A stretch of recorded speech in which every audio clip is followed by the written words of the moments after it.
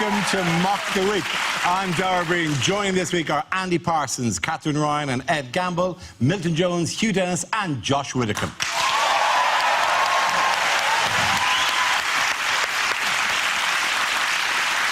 We saw it around called Picture of the Week. I showed the panel a topical image and asked me to tell me what's happening. So here's a picture of the four Labour leadership hopefuls. What's going on here? Is it AshleyMadison.com relaunches with hip new image? Is it a new band called No Direction? Yeah. Is it a game of shag, marry, avoid, help across the road? Is the photographer saying, could everyone with dark hair please smile like a murderer? Is it a charity appeal? Like, for £3 a month, you could buy these deluded fools fresh water and false hope. Is Yvette Cooper saying, no, I'm sorry, I haven't got any change? I think the helicopter that takes them away is going to be too small if it has to land on that H.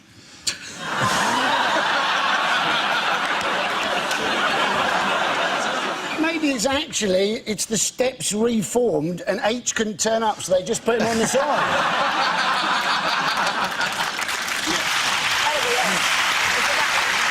This is a photograph of two sisters and their brother, but when they came to develop it, there was actually an image of their long-dead grandfather.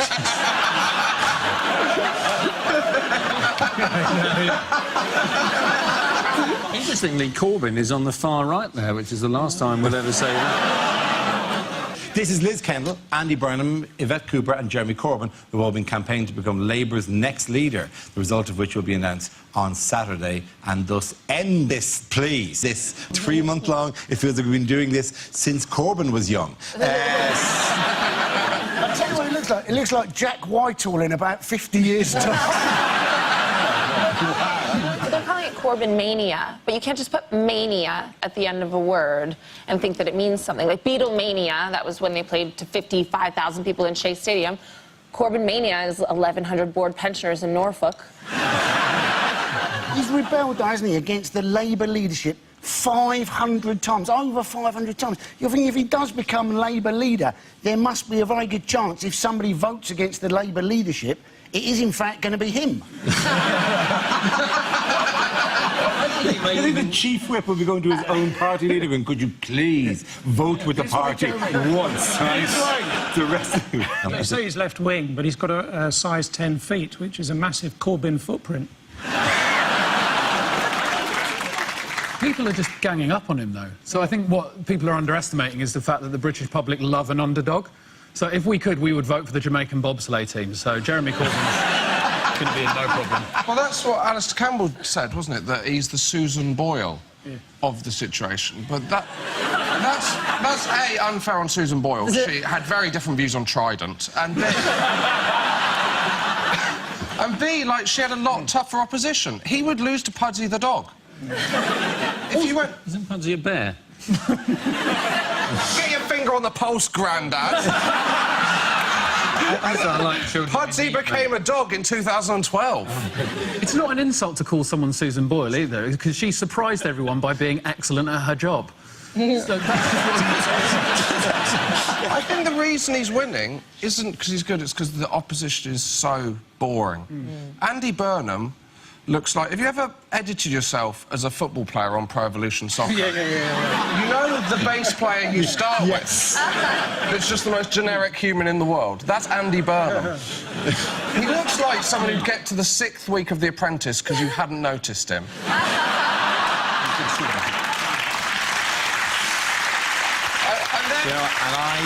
And I spent all those weeks really dreading the one where we have to interview Andy Burnham for half an hour. And he'd become team leader and get kilograms and ounces mixed up, and that'd be it.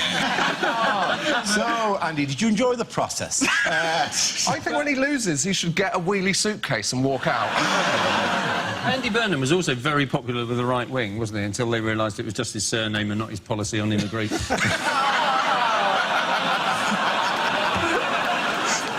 By the way, I want to thank whoever from the production company who left the disc-free Philips Monitor User's Manual on my desk for me to see during the show. It's really handy. I'll upload that as the show proceeds. Genuinely, it's in 2 languages, in Japanese as well. Oh, it comes with the monitor drivers and the smart control software. Lovely. Ching ching. Yes. Does that mean that we've recorded none of this so far? Okay, in other news, what has Bob Geldof offered to do this week? Well, he's offered to have refugees stay in his homes. If you stay with Geldof, do you have to be polite about his music? Because if I was, like, a refugee and I moved in with Bob Geldof and then the first morning he came down and said, I've written a new song, I'd say, I'll take my chances in Calais. It's going to make Geldof easier to gas on through the keyhole, isn't it? Imagine living with Geldof and you sort of cut yourself. The next thing is a massive rock concert in the back garden. You go, no, when I said Band-Aid...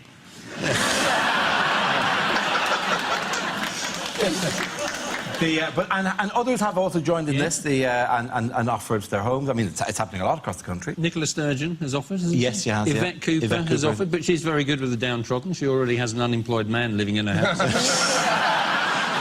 The thing is, the people from Syria, aren't they? They're basically desperate, Yes. and then they're trying to improve their chances by turning up in Greece. I mean, that's like trying to improve your IQ by watching ITV2, isn't it? You're wondering how many of the Greeks are actually going to try and get into Germany by pretending to be Syrians.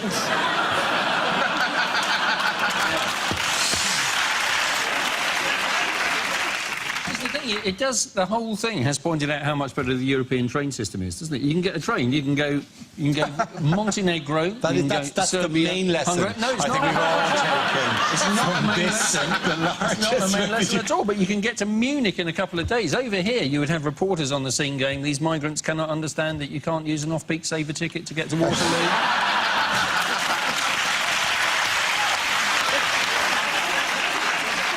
Well, you know, congratulations to the Germans, but I'm going to say it. Historically, I've never forgiven them. No. Do you remember Frank Lampard's goal in the 2010 World Cup?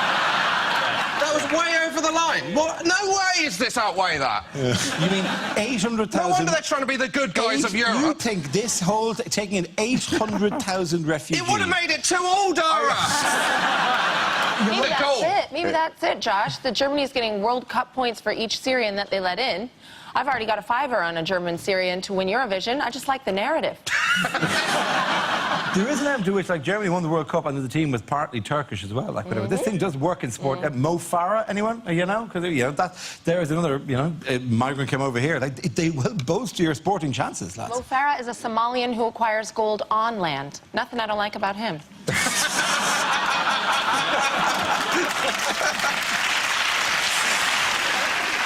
I never thought I'd say this, but part of me wishes Hitler was still alive.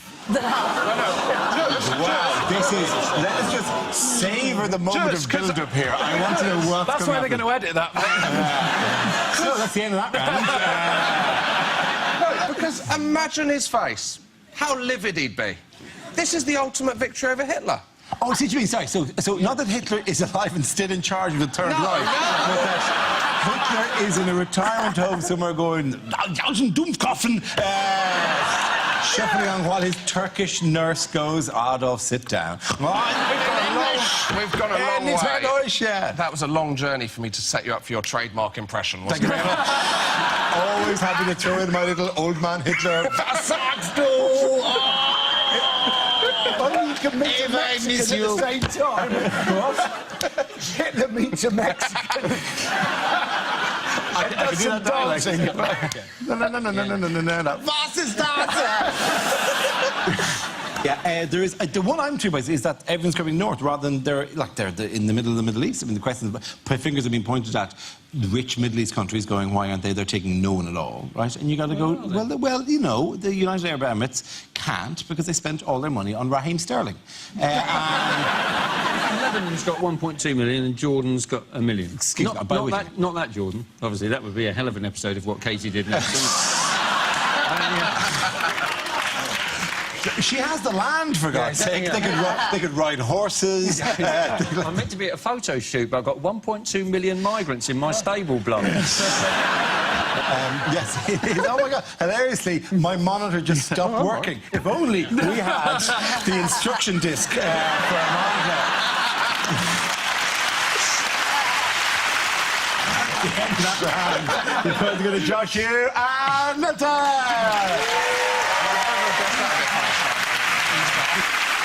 Now we play a round called My Mock Shake Brings All the Boys to the Yard. This game involves Milton Jones and Ed Gamble, so if you could make your way to the performance area, please. This round is a stand-up challenge. I launched a wheel of news, and wherever it chooses to stop, one of our performers must step forward and talk about that topic. OK, here we go. First subject, please. And the first topic is relationships. Ed. So I've just moved in with my girlfriend. Thanks. Yeah, thanks. Cheers, thanks for the support, Mum. That's good of you. It's good, it's exciting. The first time I've lived with a girl. Obviously, we're finding out a lot more about each other that we didn't know before. What I found out about her is she's kinder, funnier, more sensitive than I ever realised. What we both found out about me is I am a terrible, terrible prick and so difficult to live with. Because it turns out I am a tidy person. I didn't realise. I thought I was normal. But apparently, it is not normal to have a favourite J-cloth. She is a messy, messy lady. She is unbelievable. She's laid back, no worries. She says that a lot. No, who has no worries? Are you dead? Are you a robot? What's wrong with you? You should wake up, worry, go to bed. That is a full day as far as I'm concerned. She genuinely said this out loud the other day. Hakuna Matata. And I'm starting to think the actual Swahili translation of that is doesn't hoover. Because there is underwear everywhere. This is an odd side effect of living with a girl that I did not fully anticipate. I no longer find women's underwear sexually titillating in any way whatsoever. Because I used to be able to just see underwear and that was enough to get me excited. Didn't have to be a woman in it. Just be a bra on the floor and I'd go, ooh, boobs were there. That's enough. Now, nothing like that. I see a pair of knickers now, it's just something the remote control might be under. Well done, Obama. Very good. That leaves us with Milton. Let's see what you've been left with. Let's spin the wheel. And the topic is medicine.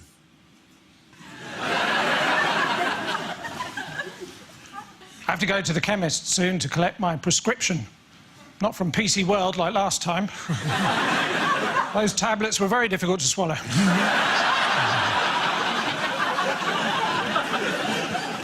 Recently, I went to the chiropractors, or as they call them in the capital of Egypt, the practors.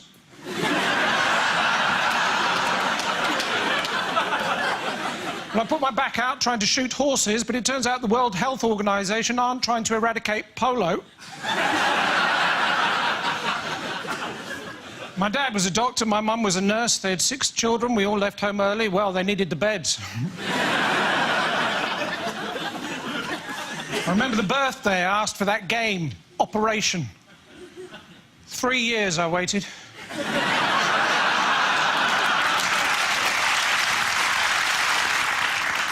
I was talking to a nurse the other day. She said the main problem facing the NHS is Holby City. Actually, she might have said obesity. Well done. In that round, points go to Ed Gamble. Right in the back.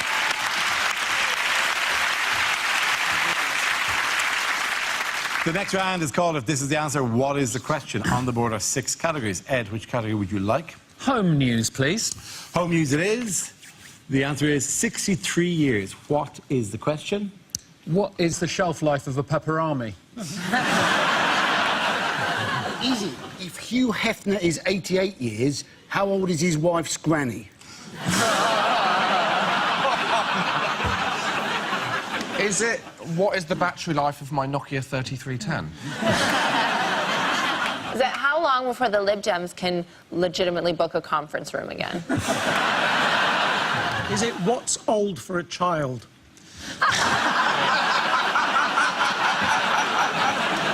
Is it how long will it take before that American dentist feels comfortable putting his new lion rug in the waiting room? Is it what does the TARDIS do to the gallon?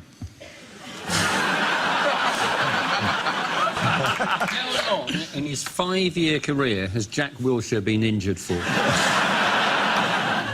How old does cheddar have to be before it's described as off rather than mature?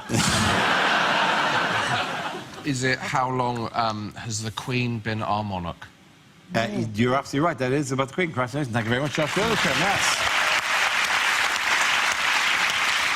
Yes, this week the Queen surpassed Queen Victoria, 63 years, 7 months and 2 days, making her the longest reigning monarch in British history. Are you all excited about this? Yep. Yeah. OK. That's a very curious crown she's wearing there, isn't it? She's double having. She's double having it, I think it's called. I think somebody should have spotted that. I have to, you know, I think very little about the Queen, but I hope on this particular day she was sitting in a room with a giant portrait of Queen Victoria, just ticking it off, just staring at Queen Victoria until her iWatch goes off, and she goes, "Take the picture down."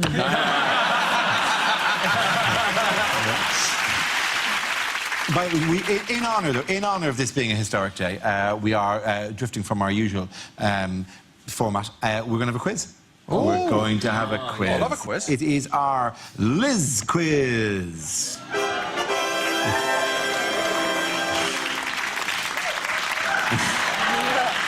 Obviously, we'd like the to thank. expense that has been spent on that. I really want to thank you for coming in and recording that little wave. What two common documents does the Queen not have? The Da Vinci Code. And Life of Pi. Next. Yes. Oh, the rest of them, she has them all. So, yeah. She doesn't have a driving licence. She doesn't have a driving licence. No, although she has qualified to drive. Yes, she has. She can drive. She was trained to drive in the army, as far as I know. She did, yeah. She stripped down engines and everything. in the army. Absolutely, yeah. Passport. But she- There's no driving licence and is the only person in the country who doesn't need a passport, as they're issued in her name. And so she cannot issue in her own name because, you know... But I think she's relatively good on the ID front because she just take out a tenner and go... oh, you not get this? Go send a letter, bitch.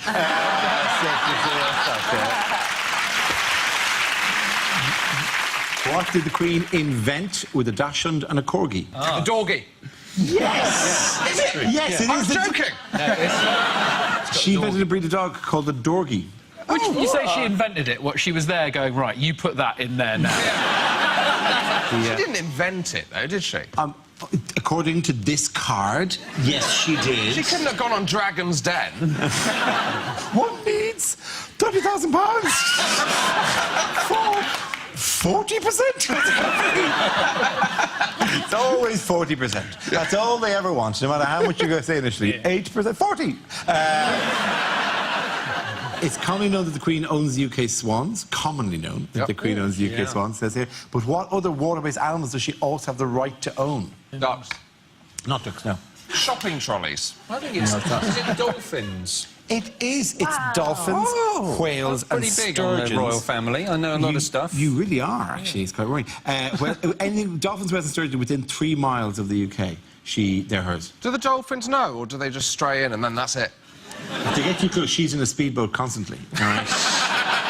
Just patrolling that 3-mile limit around the country, right? With her army of swans. With her army of swans who work to track them. When she does that wave, she's actually doing a fin motion to summon her dolphin army. Army of dolphins, assemble! I come here with an army of dolphins. I want £40,000 for 35% of the company. I have invented a swolfin.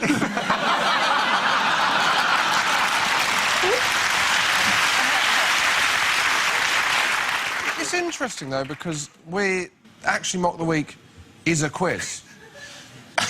Yes. We just shattered that thing by going, oh, we're going to have a little quiz. We've never done this before. I mean, the points go to Josh's team. What unusual present might people be giving this Christmas? Oh. Dead seagull?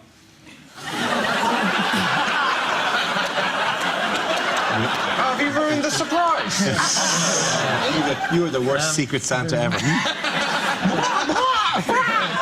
Time. For God's sake, kill it. I think it's actually sperm. It is isn't sperm. Yes, it is sperm. Yeah. But It's this not an unusual gift.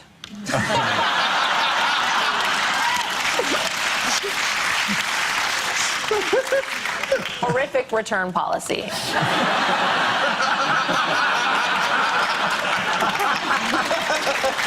Not interested. You said 14 days.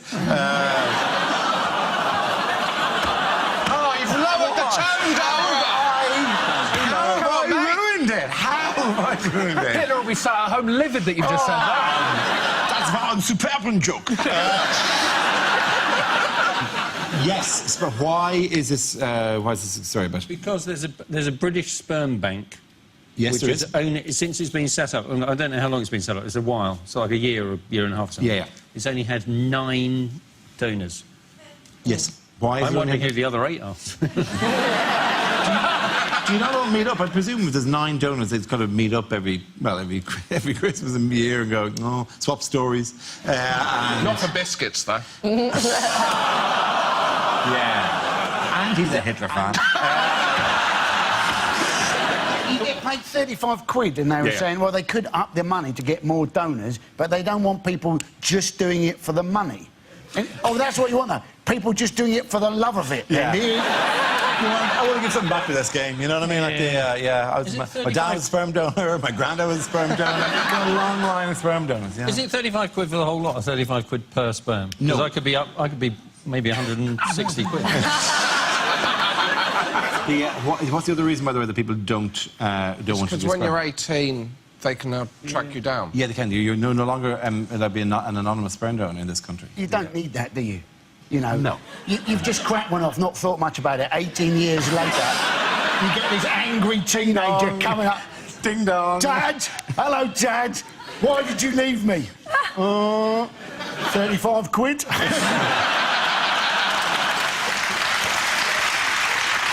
No, there is. Well, it's actually they've had a number of people attempt to be sperm donors. They need regular sperm donations, but it's very difficult because they have to be frozen, and then it turns out the sperm has to have a very high motility, a very high. But it's not strength. very difficult to be the donor. No, it is very. In many ways, it's the easiest job in the world. In many, yes. Well, no, because you've got to go in, haven't you? You've got to go into the bank. Like, I don't know about anyone else. I do most of my banking online now, so...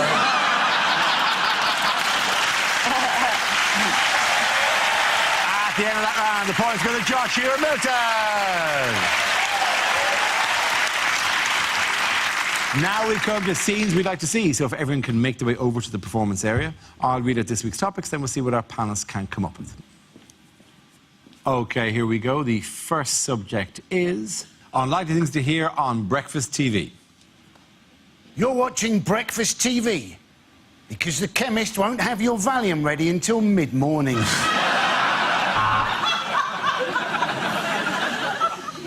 Breakfast news now. A man is drowned in a bowl of Cheerios. Sadly and ironically, his family didn't get a chance to say goodbye.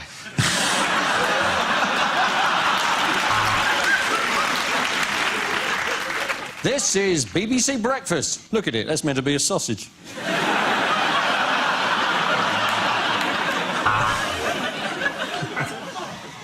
Now, if you didn't see earlier on, we had steps. And that's why we interviewed Stephen Hawking outside.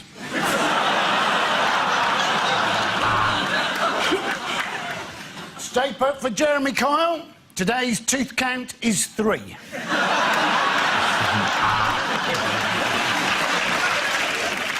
The world of show business has suffered another tragic loss. But don't worry, it's one of the ones you already thought was dead. A lot of people ask me how I stay awake at this time. Well, you know what they say, early to bed, crack cocaine in the morning. Today we're looking at the world's biggest birthday... Oh, no, Eamon's at it.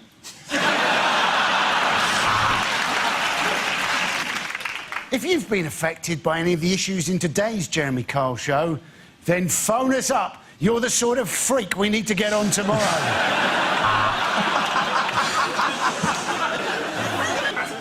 Later on, we'll be meeting a man who has to go through 50 steps before he can orgasm. All that to come.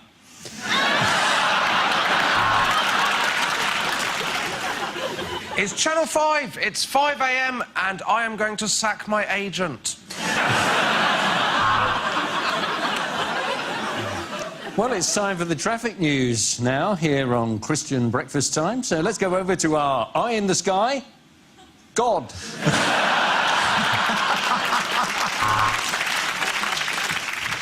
If you hear a knock at your door, you could be the winner of £20,000. 2 knocks and it's a police raid. Hide the guns.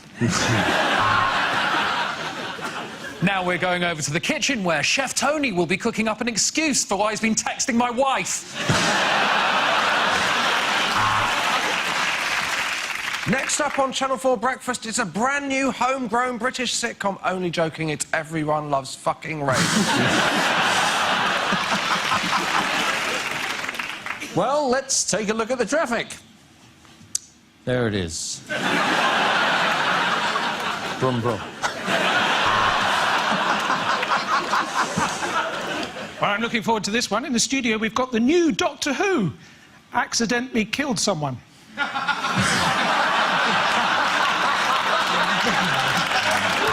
Okay. The next topic is lines you wouldn't read in a romantic novel. The dark stranger emerged from the sea, his wet shirt clinging against his muscular torso. Soon, she held him and said the words she'd been dying to say for ages. I'm UK Border Patrol and you're under arrest.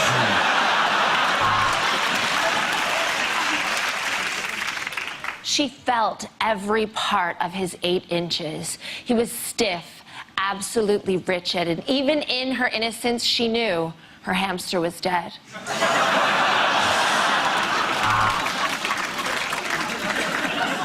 He felt a swelling down there. Shouldn't have tried to bang a beehive.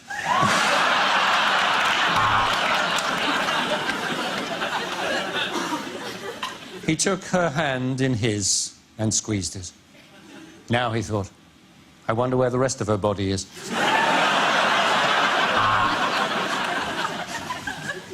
I want to role play. I'll be a prince from a mythical land, and you be your sister.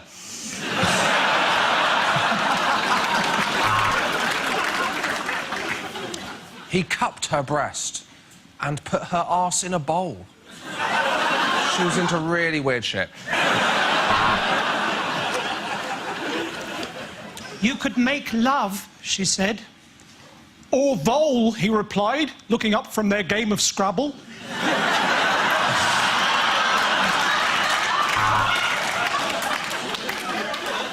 She felt her bosom heaving as Mr. Darcy came ever closer. Blimey, he said. You don't get many of them to the pound.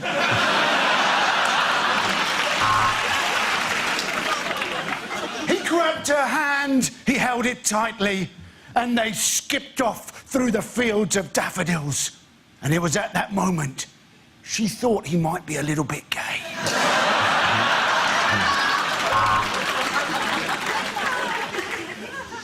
He looked at the tattoo of Chinese writing on her back. He didn't know what it meant, but he did know she'd put out on a first date. Jeremy Corbyn, you've got me blindfolded. What are you going to do now? Nothing. I just wanted to highlight the injustice of inmates detained at Camp X-Ray without a fair trial.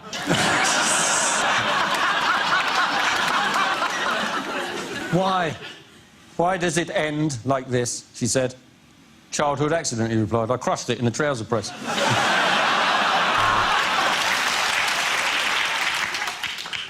The debutantes paraded in the ballroom in front of the rich landowners, and the Master of Ceremonies proudly proclaimed, "Let the Darcys fondle the arses."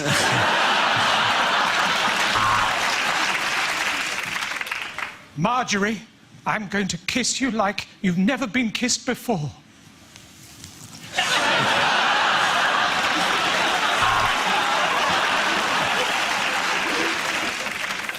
Of course I've seen a black penis before, she said. Just never attached to a white man. At the end of that round, the point's going to Ed, Catherine and Andy.